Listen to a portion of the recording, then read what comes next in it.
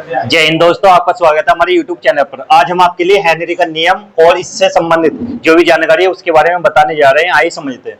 सबसे पहले इसमें देखना है कि क्या क्या चीज हम पढ़ाने जा रहे हैं। सबसे पहले इसमें क्या है, हेनरी का नियम पढ़ेंगे। उसके बाद इसमें क्या है, इसका फॉर्मूला क्या है। देखो यहाँ पर सूत्र ये है, इसके बारे में जानेंगे। उसके बाद यहाँ पर हेनरी के नियम की सरल सीमाएं क्या, सीमाएं से यहाँ से क्वेश्चन बना भी है। उसके बाद आगे समझना हेनरी के नियम के सरल अनुप्रयोग।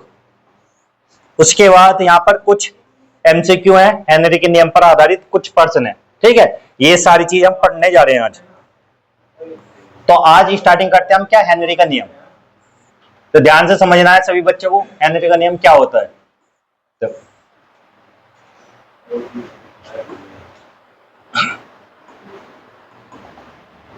हेनरी के नियम में ऐसी क्या खासियत है। सबसे पहले इसमें क्या लिखा है, देखो हेनरी का नियम। इस नियम के अनुसार नियत ताप, ताप क्या होना चाहिए, फिक्स होना चाहिए। नियत, नियत का मतलब क्या होता है कि फिक्स होना चाहिए। जितना टेम्परेचर उतना ही, ना तो घटे ना ही बढ़े, बस एक टेम्परेचर ले लिया उसी पर आधारित। ठीक है।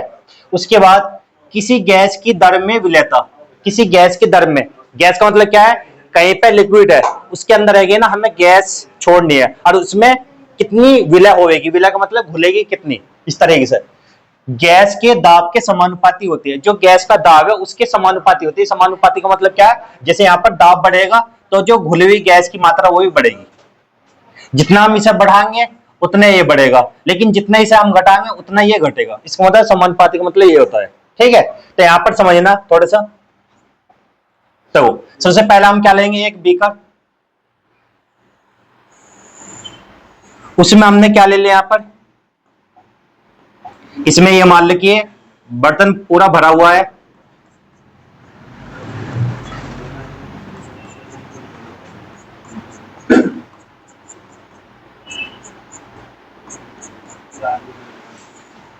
ये क्या है, विलायक,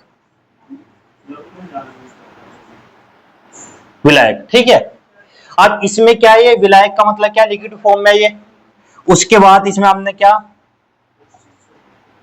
इसमें हमने क्या यहां पर CO2 गैस,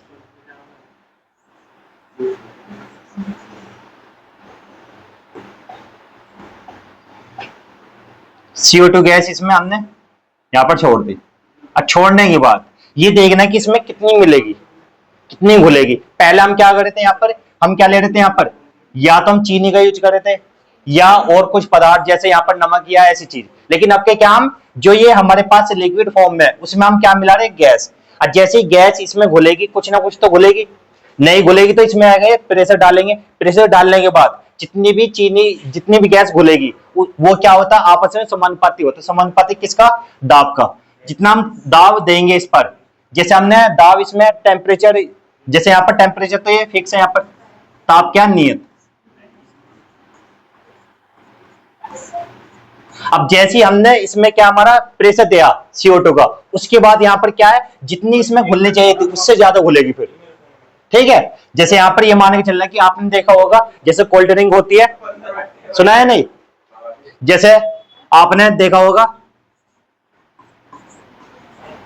कोल्ड ड्रिंक, उसमें क्या यूज होता है, उसमें किसका यूज होता है, CO2 का। CO2 गैस छोड़ी जाती है उसके अंदर। ठीक है, और जितना हम दबाव देंगे उसमें उतना क्या है, यहाँ पर घुली हुई गैस की मात्रा उसमें ज्यादा बढ़ेगी, वो घुल जाएगा। और किसमें, जो पानी होता है वो लिक्विड होता है, उसमें पानी में और ज्यादा घुलेगी वो। लेकिन हमने किसी कारण जो CO2 पर हमने दबाव ना डाला तो वो ज्यादा नहीं घुलेगी। तो हम क्या करते हैं, जब ये मान ले कि ये बोतल है, एक बोतल के हिसाब का मान ली, इसमें हमने इसमें पानी रखा यहाँ पर और CO2 की मात्रा जैसे हम छोड़ेंगे, इस पर प्रेशर डालेंगे, प्रेशर डालने के बाद उसमें और ज्यादा घुल जाएगी।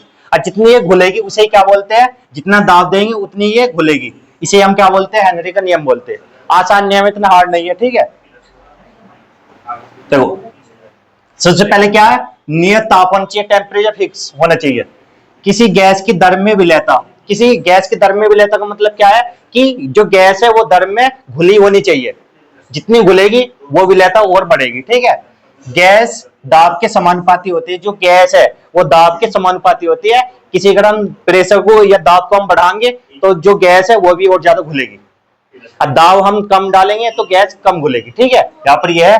और इसका जो फॉर्मूला यहाँ पर क्या है, सूत्र क्या है, जो यहाँ पर ये देखो, घुली हुई गैस की मात्रा समानुपाती दाब के, तो यहाँ पर क्या है, दाब क्या होता है, सभी बच्चों को पता है, यहाँ पर पी प्रेशर, और यहाँ पर घुली हुई गैस की मात्रा, यहाँ पर इसे एम से डिनोट करते हैं हम।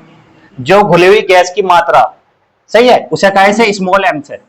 लेकिन जब भी ये वाला चिन्ह हटता है समानुपाती का, कोई ना कोई नियतांक आता है, तो यहाँ पर क्या आ जाएगा, एम बराबर का चिन्ह, और यहाँ पर आएगा के एच, और यहाँ पर पी।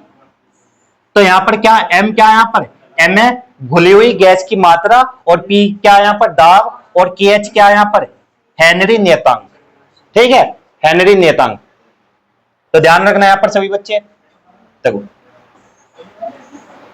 अब इसका अर्थ यहाँ पर सीधा अर्थ क्या है, देखो, जितना अधिक गैस का दाब उतनी अधिक गैस घुलेगी, जितना प्रेशर ज्यादा डालोगे उतनी गैस अधिक घुलेगी। ठीक है, यहाँ पर यही है।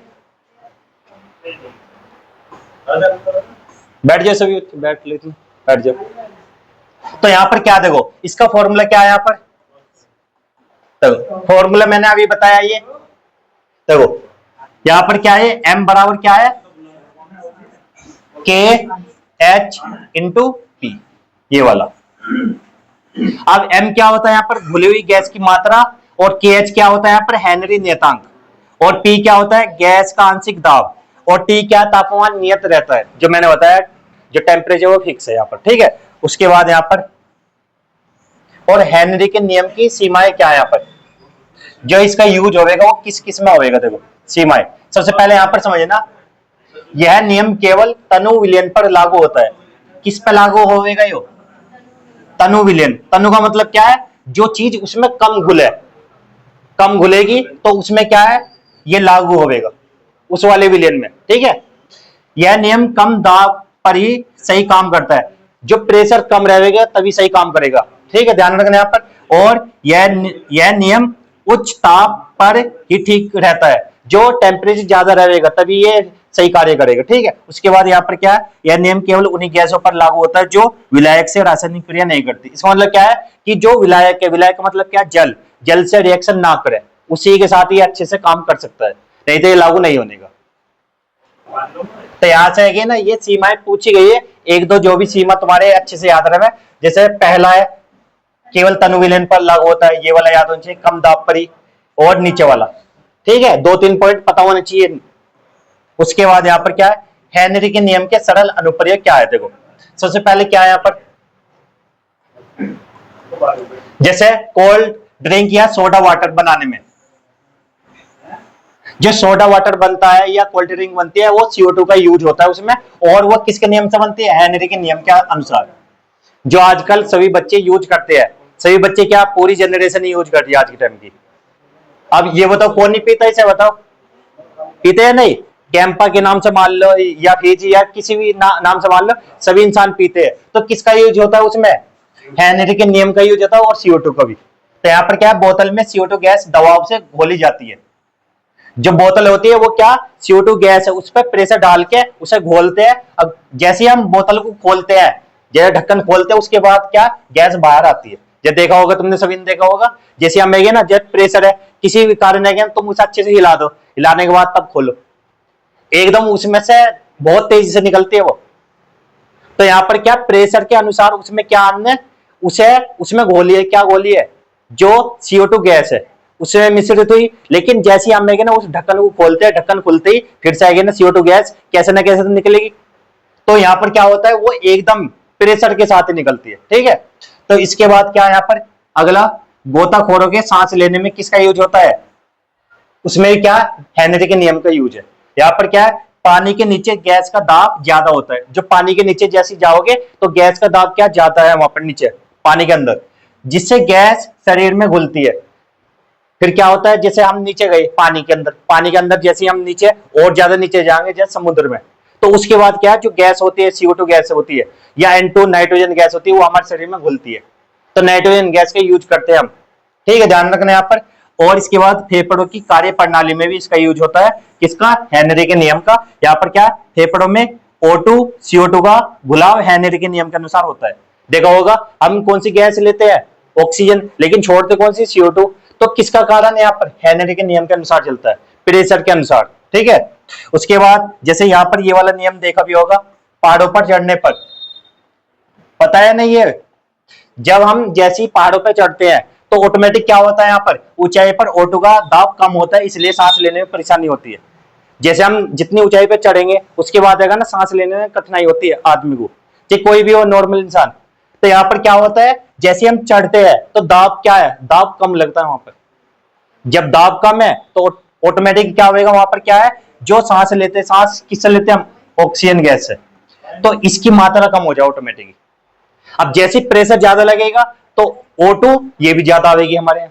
जैसे प्रेशर यहाँ जाता है, वहां पर क्या है, जैसे ऊंचाई पे जाएंगे वहां पर प्रेशर ही कम है, तो उस वजह से हमें सांस लेने में कठिनाई होती है, ठीक है। और उसके बाद यहाँ पर कुछ MCQ क्वेश्चन है, ये वाले जो पॉइंट बताए इनमें से जो मैंने उन्हें, जैसे यहाँ पर 4 पॉइंट बताए, इससे पहले सीमाएं मैंने 4 बताई है, तो उनमें से 2 पॉइंट याद होने चाहिए, चारों में से 2 तो याद होने चाहिए, ओरल पता होना चाहिए इनके बारे में।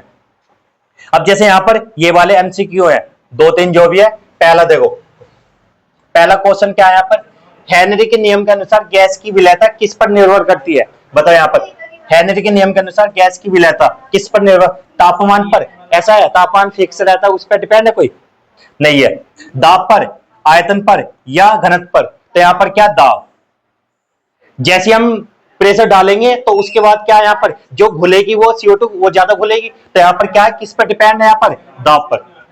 यहां से क्वेश्चन बने हैं MCQ से, ध्यान रखना यहाँ से। उसके बाद इससे आगे है अगला क्वेश्चन है यहाँ पर,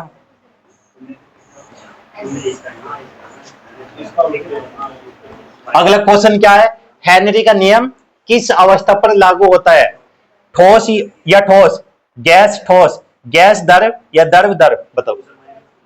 गैस द्रव कैसे, यहाँ पर अभी मैंने बताया था कि इसमें क्या होना चाहिए, विलायक होना चाहिए, ये होना चाहिए लिक्विड फॉर्म में या पानी के, और ऊपर से क्या होना चाहिए, कोई गैस, CO2 हो या O2, कोई सी भी गैस हो सकती है, ठीक है, O2 या N2, इस तरीके से, ठीक है। तो कौन से पे लागू हो, एक तो गैस होनी चाहिए, एक यहाँ पर क्या होना चाहिए, नीचे द्रव, तो इन दोनों पे लागू होता है। तो कौन सा ऑप्शन है हमारा, C ऑप्शन बिल्कुल राइट है, गैस या द्रव, ठीक है, या द्रव या गैस, इन पे।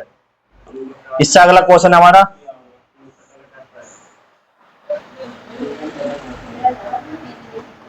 अब कोल्ड ड्रिंक में CO2 किस नियम के आधार पर घोली जाती है, बताइए। कौन से नियम पे घोली जाती है, डाल्टन का नियम है, गैलोस के नियम है, हेनरी का नियम, चार्ल्स का नियम। तो कौन सा, सभी बच्चों को पता है हेनरी का नियम है, यहाँ पर पता चल गया, आया पता चला थोड़ा बहुत। तो ये वाला टॉपिक है ना, पूछा जाता है, कई बार पूछा भी है ये, तो अच्छे से एक तो इसके नोट्स बनाने, जैसे भी बनाने। और आज की क्लास को यहीं पे समाप्त करते हैं। वीडियो अच्छी लगी तो वीडियो को लाइक करना, चैनल को सब्सक्राइब करना। जय हिंद, जय भारत।